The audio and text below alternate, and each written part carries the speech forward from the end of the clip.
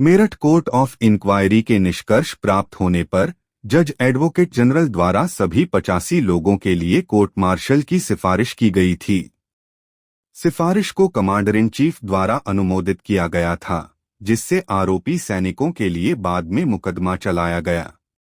मुकदमे के दौरान अदालत में उपस्थित 15 देशी अधिकारियों में से एक को छोड़कर सभी ने दोषसिद्धि के पक्ष में मतदान किया। आरोपी सैनिकों को दोषी ठहराया गया और 10 साल के लिए कठोर कारावास की सजा सुनाई गई। दया की सिफारिश इस तर्क के आधार पर कि वे लोग जो पहले अच्छे चरित्र के थे, अफवाहों से गुमराह हो गए थे, मेरठ डिवीजन के commander major general W.H. Hewitt ने खारिज कर दिया था।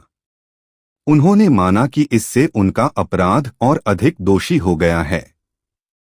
कारावास की सजा की पुष्टि की गई, जिसमें 11 पुरुषों के लिए 5 साल की छूट दी गई, जिन्होंने 5 साल से कम की सजा काट ली थी। शनिवार 9 मई 1857 को मेरठ में 3री लाइट कैवलरी, 11वीं और 20वीं नेटिव इन्फेंट्री, 60वीं राइफल्स की पहली बटालियन, 6वीं ड्रैगून गार्ड्स, घुड़सवार तोपखाने, पैदल तोपखाने और एक लाइट फील्ड बैटरी सहित सभी सैनिक तैनात हो गए। यूरोपीय पैदल सेना परेड ग्राउंड पर एकत्र हुए थे। सैनिकों को एक वर्ग के 3 किनारों पर व्यवस्थित किया गया था और दोषी व्यक्तियों को खुले हिस्से से होकर ले जाया गया था। यूरोपीय सैनिक हथियारों से लैस थे, बंदूकें और राइफलें भरी हुई थीं। वहां लगभग 1700 यूरोपीय सैनिक थे, जो सिपाहियों की कुल संख्या से थोड़ा कम था। अंधेरे और तूफानी आकाश के नीचे वाक्य पढ़े गए और 75 लोगों से उनकी वर्दी छीन ली गई। उनके जूते उतार दिए गए और उनके टखनों में बेड़ियां डाल दी गईं। अधिकांश दोषी व्यक्तियों ने इस व्यवहार को स्वीकार कर लिया, लेकिन कुछ चिल्लाए, शाप दिए और यूरोपीय सैनिकों को प्रतिशोध की धमकी दी। उन्होंने उनकी मदद न करने के लिए अपने साथी सिपाहियों की आलोचना की। बेड़ियों में जकड़ने के बाद लोगों को 60वें पहरे के तहत न्यू गॉल तक ले जाया गया। कुछ ने कर्नल पर अपने जूते फेंके और जोर से गालियां दीं। लेफ्टिनेंट ह्यूग गफ ने कहा कि उनके रैंकों में बड़बड़ाहट थी और ब्रिटिश सैनिकों की उपस्थिति के बिना यह अनिश्चित था कि क्या हुआ होगा। उस दिन बाद में गफ और साथी अधिकारियों ने उस जेल का दौरा किया जहां लोगों को कैद किया गया था। गॉफ लोगों की दुर्दशा से बहुत प्रभावित हुए। उन्होंने बूढ़े और युवा सैनिकों के साथ एक मार्मिक दृश्य का वर्णन किया, जो अपने भाग्य पर विलाप कर रहे थे और अपने भविष्य से मुक्ति की गुहार लगा रहे थे। अपने बंगले के बरामदे पर बैठे ह्यूग गफ से एक स्थानीय अधिकारी ने मुलाकात की, जिसने सेना के खातों पर चर्चा करने का नाटक किया। हालांकि उनका असली उद्देश्य रविवार 10 मई को मेरठ में देशी सैनिकों के आगामी विद्रोह के बारे में जानकारी साझा करना था। स्थानीय अधिकारी ने गफ को सूचित किया कि विद्रोह की योजना उनके कैद साथियों की रिहाई के साथ मेल खाने की थी, जो अगले दिन के लिए निर्धारित थी। गफ ने दी गई जानकारी को ध्यान में रखते हुए चेतावनी को गंभीरता से लिया। गॉफ की रेजिमेंट के 85 लोगों की गिरफ्तारी के बाद से मेरठ में रात में अशांति फैल गई थी, जिसमें आग, छप्पर वाली छतों में तीर जलाना और बाजार में बहसें शामिल थीं। योजनाबद्ध विद्रोह के बारे में जानकारी देने के लिए गफ तुरंत कर्नल कारमाइकल स्मिथ के पास गए। दुर्भाग्य से कर्नल कारमाइकल स्मिथ ने संचार को अवमानना के साथ व्यवहार किया, गफ को बेकार के शब्दों को सुनने के लिए फटकार लगाई। रविवार 10 मई को ह्यूग गफ और जॉन मैकनाब एक साथ गाड़ी चलाकर चर्च गए। गफ को अपनी पोशाक अच्छी तरह याद थी, फ्रॉक कोट और सफेद चौगा के साथ ग्रीष्मकालीन वर्दी उतारना। मैकनाब ने लेस वाला एक स्मार्ट अल्पाका कोट पहना था, जिससे गॉफ ने फीते के बारे में एक चिढ़ाने वाली टिप्पणी की, जिसने कर्नल कारमाइकल स्मिथ का ध्यान आकर्षित किया।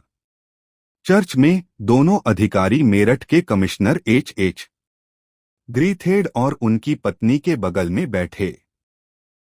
सेवा के बाद उन्होंने श्रीमती ग्रीथेड से पिछले दिन की घटनाओं के बारे में बात की, जिसमें शहर में मुसलमानों को अंग्रेजों के खिलाफ उठने के लिए आह्वान करने वाले तख्तियों के बारे में चर्चा भी शामिल थी। पहले की चिंताओं के बावजूद चर्च सेवा के बाद माहौल शांत लग रहा था। गफ अपने टट्टुओं की देखभाल करता था और अपने पालतू भालू और तेंदुए के साथ खेलता था। मैकनाब ने सुबह आर्टिलरी में दोस्तों के साथ बिताई। दिन बेहद गर्म था। शाम 6:30 से 7 बजे तक चर्च परेड को स्थगित कर दिया था। अधिकारियों की पत्नियों को राहत मिली थी कि अब उन्हें जल्दी तैयार नहीं होना पड़ा, लेकिन शाम 6 बजे तक सब हलचल करने लगे थे। ह्यूगफ तैयार हो रहा था क्योंकि वह उस दिन का अर्दली अधिकारी था और उसे जल्द ही परेड पर आने की जरूरत थी। जब वह अभी भी अपनी शर्ट आस्तीन में था, एक नौकर ने दौड़कर उसे सूचित किया कि नेटिव इन्फेंट्री लाइनों में आग लग गई है।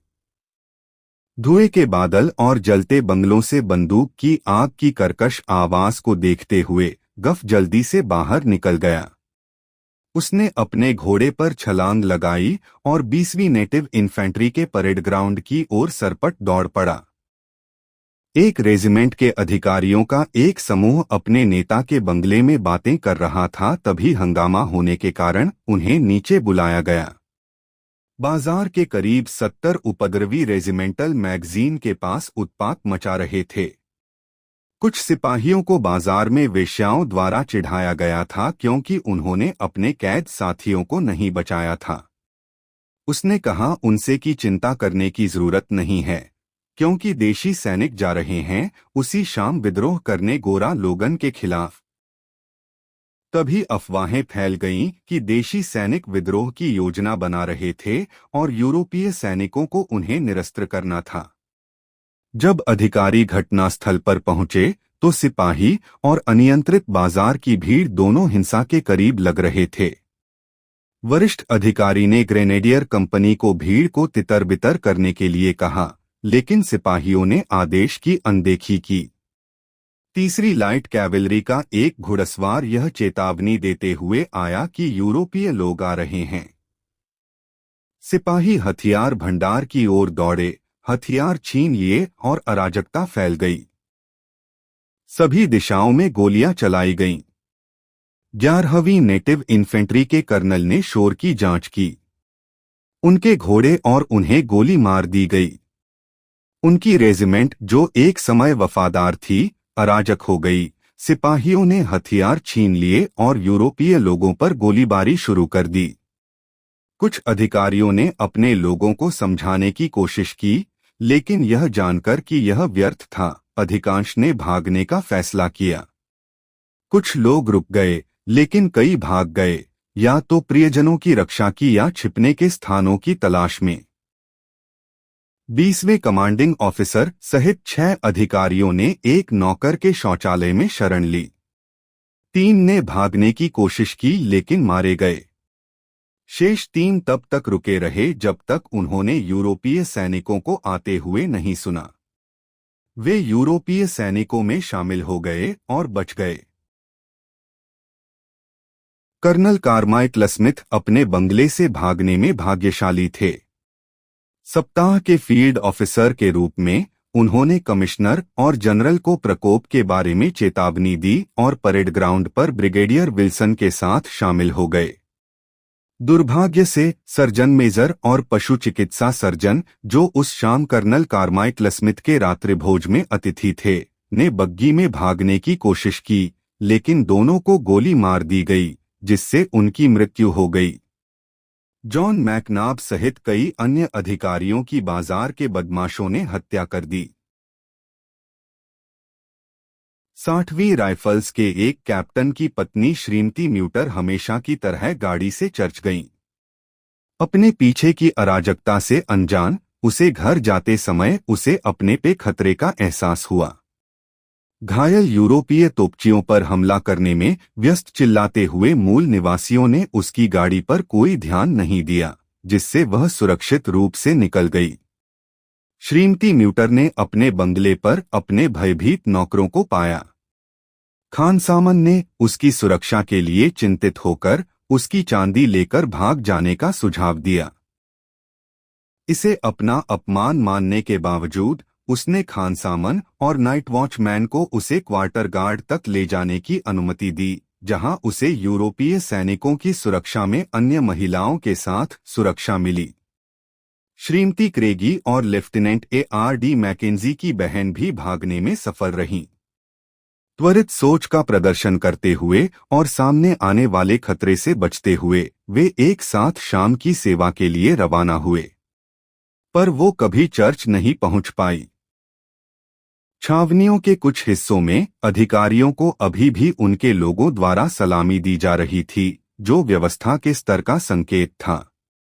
हालांकि अन्य क्षेत्रों में दंगे नियंत्रण से बाहर हो गए थे। बदमाश उपद्रवी बाजार से बाहर निकलते रहे, सिपाहियों के साथ आगजनी और लूटपाट करते रहे। उन्होंने यूरोपीय लोगों के अलग अलग समूहों को निशाना बनाया और उनके पास जो भी हथियार मिले उन्हें जब्त कर लिया। सिपाही अपने साथियों और अन्य कैदियों को रिहा करने के लिए न्यू गॉल और ओल्ड गॉल दोनों में गए। 800 से अधिक कैदी मुक्त किए गए। यूरोपीय सैनिक, विशेषकर तोपची और राइफलमैन, बाजार क्षेत्रों में भीड़ का निशाना बन गए। लाठियों, पत्थरों और चाकुओं से हुए हमलों में मौतें हुईं। स्थानीय दुकानदारों पर हमला किया गया और उनकी दुकानें लूट ली गईं। मुस्लिम कट्टरपंथियों ने शराब की दुकानों की सामग्री को नष्ट कर दिया। दुर्भाग्य से अधिकांश देशी पुलिस या तो निष्क्रिय खड़ी रही या लूट में शामिल हो गई। बाद में आसपास के गांवों से लुटेरों की टोलियां शहर पर उतरीं। चाकुओं और जलती मशालों से लैस होकर उन्होंने अराजकता बढ़ा दी।